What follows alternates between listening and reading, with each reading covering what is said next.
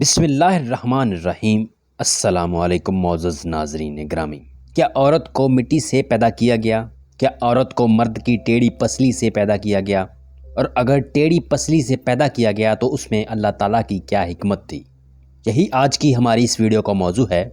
لیکن ویڈیو میں آگے بڑھنے سے پہلے میری ہر نئے آنے والے سے درخواست ہے کہ میرے اس یوٹیوب چینل کو لازمی سبسکرائب کر لیں تاکہ اس طرح کی مزید انفارمیٹو بالعموم اور بالخصوص دنیا بھر سے آپ کو اسلامک ویڈیوز ملتی رہیں۔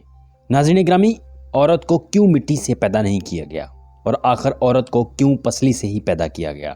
صحیح حدیث میں ہے کہ نبی اکرم صلی اللہ علیہ وآلہ وسلم نے فرمایا، میری طرف سے عورتوں کے ساتھ اچھے سلوک کی وصیت کو قبول کرو، اور یقیناً عورتوں کو ٹیڑھی پسلی سے پیدا کیا گیا ہے، اور پسلی کا سب سے ٹیڑھا حصہ اوپر والا حصہ ہوتا ہے، لہٰذا میری طرف سے عورتوں کے ساتھ حسن سلوک کی وصیت کو قبول کرو۔ اللہ تعالیٰ نے حضرت آدم علیہ السلام کو اپنے ہاتھ سے پیدا کیا، اور پھر آدم علیہ السلام کی پسلی سے ہی پہلی عورت حوا علیہ السلام کو پیدا فرمایا۔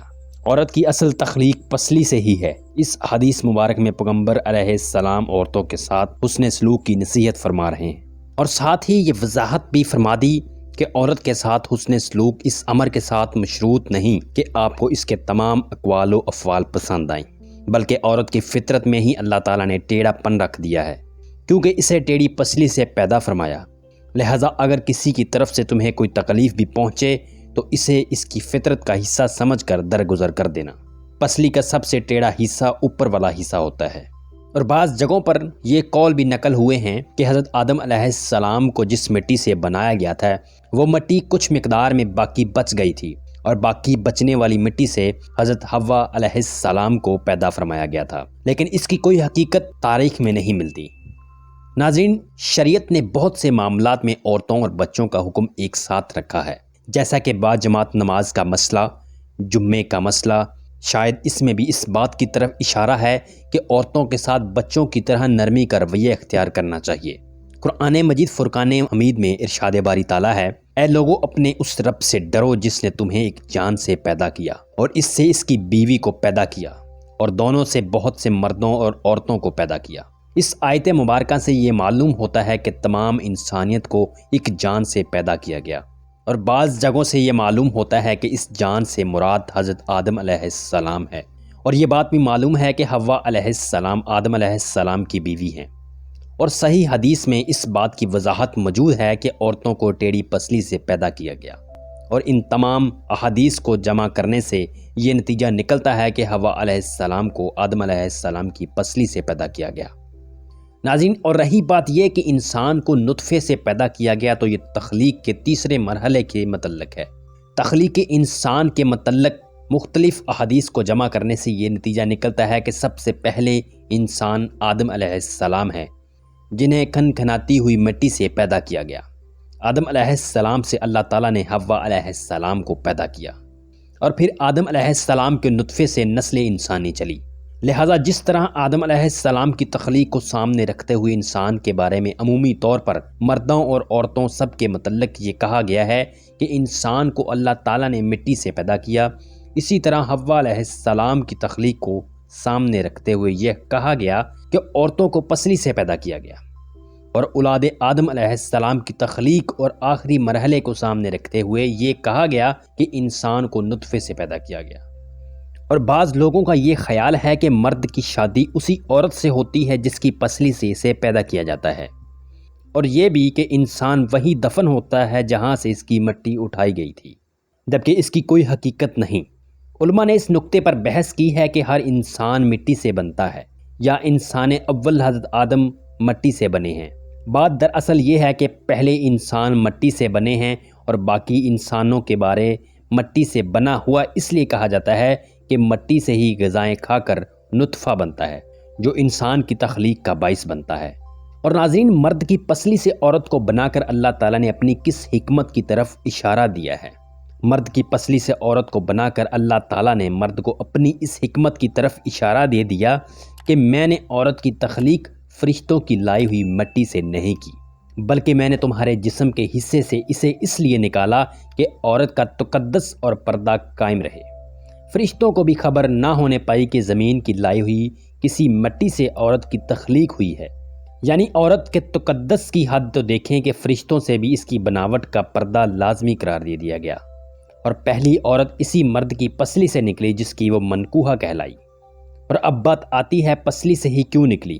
کیا ٹیڑھا پن وہاں سے ملا؟ نہیں، یہاں بھی حکمت سے خالی بات نہیں۔ انسانی جسم میں دل اور بہت سے نازک حصے پسلی کے پیچھے چھپے ہوئے ہیں، یعنی پسلی ایک ڈال ہے ان نازک حصوں کے لیے۔ تو اللہ پاک نے عورت کو پسلی سے نکال کر یہ نہیں بتایا کہ عورت میں ٹیڑھا پن ہے، بلکہ اس نے عورت کو پسلی سے تخلیق کر کے یہ بات سمجھا دی کہ عورت وقت آنے پر ڈال بھی بن سکتی ہے۔ عورت ماں، بہن، بیٹی اور بیوی بھی ہے، لہذا کسی کی عزت کو مت اچھالیں۔ جتنا ہو سکے ہر بات میں مثبت پہلو تلاش کریں، منفی پہلو نکال کر اللہ کی تخلیق اور بنائی ہوئی چیزوں کا مذاق مت بنائیں۔ ناظرین، مرد اور عورت دونوں نسل انسانی کے ایسے ستون ہیں کہ جن میں ایک کو بھی اس کی جگہ سے سرکا دیا جائے تو انسانی معاشرے کا ڈھانچہ قائم نہیں رہتا۔ اللہ رب العزت نے حضرت آدم علیہ السلام اور حضرت حوا علیہ السلام کو اپنی قدرت خاص سے پیدا فرمایا، اور دونوں کے ذریعے نسل انسانی کو دنیا میں بڑھا پھیلا کر مرد اور عورتوں کے درمیان ذمہ داریوں اور فرض کی فطری تقسیم کر دی، اور دونوں کا دائرہ کار متعین کر دیا، اور دونوں کے باہمی حقوق کو ایک توازن اور تناسب کے ساتھ طے فرما دیا۔ مرد اور عورت کے درمیان حقوق و فرائض کی اس تقسیم کا تعلق تکوینی امور سے بھی ہے جو نسل انسانی کی تخلیق کے ساتھ ہی طے کر دیے گئے ہیں، اور ان میں انسان کوشش بھی کرے تو کسی بھی قسم کی تبدیلی نہیں کر سکتا۔ مثلاً مرد کو اللہ تعالیٰ نے قدرت جرت اور بہادری، سختی اور مضبوطی کا پیکر بنایا، جبکہ عورت اپنی جسمانی ساخت کے لحاظ سے اس کے برعکس ہے۔ اس میں ملامت ہے، انفعال ہے، کمزوری ہے، اور کسی مضبوط پناہ کے حصار میں رہنے کا فطری جذبہ ہے۔ اور یہ ایک ایسا واضح فرق ہے جو زندگی کے تمام افعال و احوال میں جاری و ساری نظر آتا ہے، اور جسے کوئی منطق، کوئی سائنس اور کوئی خود ساختہ معاشرتی فلسفہ تبدیل نہیں کر سکتا۔ نسل انسانی کی نشوونما کے لیے خالق کائنات نے مرد اور عورت کے جنسی ملاپ کو ذریعہ بنایا، اور اس ملاپ کے تسلسل کو قائم رکھنے کے لیے دونوں میں محبت کا جذبہ پیدا کر دیا۔ مرد اور عورت کے درمیان محبت کے اظہار میں اللہ تعالیٰ نے مرد کی بالادستی اور عورت کے انفعال کے فطری فرق کو قائم رکھا، اور ملاپ میں بھی مرد کو بالادستی بخشی، اور یہ بھی ایسا واضح اور محسوس فرق ہے جس کا نہ انکار کیا جا سکتا ہے اور نہ ہی کسی منطقی یا سائنسی فارمولہ کے ذریعے اسے بدلا جا سکتا ہے۔ ناظرین، نسل انسانی کو بڑھانے کے مشترکہ عمل میں بھی اللہ رب العزت نے دونوں کے فرائض الگ الگ متعین کر دیے۔ عورت کے ذمے بچے کے بوجھ کو پیٹ میں اٹھانا، پیدائش کے بعد اس کو گود میں لینا اور ہوش سنبھالنے تک اس کی تمام چھوٹی موٹی ضروریات کو سر انجام دینا ہے، جبکہ مرد کو ان تینوں کاموں سے اللہ رب العزت نے آزاد رکھا ہے۔ ظاہر ہے باقی امور اس کے ذمہ ہے کہ وہ بچہ اور اس کی ماں کے اخراجات کا بوجھ اٹھائے گا اور معاشرے کے ساتھ ان کا رابطہ و تعلق کا ذریعہ بنے گا۔ حضرت عبداللہ بن سلام رضی اللہ تعالیٰ عنہ نے جناب رسول اللہ صلی اللہ علیہ وآلہ وسلم سے کچھ سوالات کیے۔ ان میں سے ایک سوال حضرت آدم علیہ السلام کی پسلی سے حضرت حوا کو پیدا کرنے کے بارے میں بھی تھا۔ سوال یہ تھا کہ حضرت حوا کو حضرت آدم کے پورے وجود سے پیدا کیا گیا یا وجود کے کچھ حصے سے بنایا گیا؟ تو جناب سرور کائنات نے فرمایا، حضرت حوا کو حضرت آدم کے وجود کے بعض حصہ سے پیدا کیا گیا، اور اگر انہیں پورے وجود سے پیدا کیا جاتا تو قضاء کا منصب عورتوں کے لیے بھی اسی طرح جائز ہو جاتا جس طرح مردوں کے لیے جائز ہے۔ اور ناظرین گرامی، قرآن پاک کی روح سے اور حضرت محمد صلی اللہ علیہ وآلہ وسلم کی احادیث سے یہ ثابت ہے کہ عورت کو مرد کی ٹیڑھی پسلی سے پیدا کیا گیا، اور یہ بات آپ جان چکے ہیں کہ اس ٹیڑھی پسلی سے پیدا کرنے کی اللہ تعالیٰ کی کیا حکمت تھی۔ اور اسی امید کے ساتھ آج کی یہ ہماری ویڈیو اپنے اختتام کو پہنچتی ہے کہ آج کی ویڈیو آپ کو بہت پسند آئی ہوگی۔ اللہ تعالیٰ ہم سب کا حامی و ناصر۔